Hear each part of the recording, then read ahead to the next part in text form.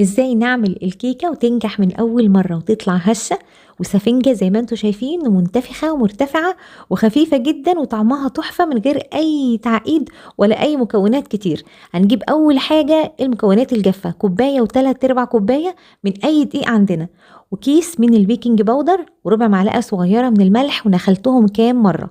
وبعد كده جبت بولة تانية حطيت فيها 4 بيضات حجمهم صغير جدا، ومعلقة صغيرة من الفانيليا، وكوباية من السكر. ممكن تستبدلوا البيض ب3 بيضات حجمهم متوسط أو كبار. هنقلب بقى كده لحد ما القوام يبدأ يفتح معايا. هحط كوباية إلا ربع من السمنة، وكملتها بربع كوباية من الزيت. برضو خلطت كويس جدا جدا. هحط دلوقتي كوباية من الحليب تكون دافية، وخلطت كمان. واحط المكونات الجافة اللي انا كنت نخلاها من الاول كام مرة.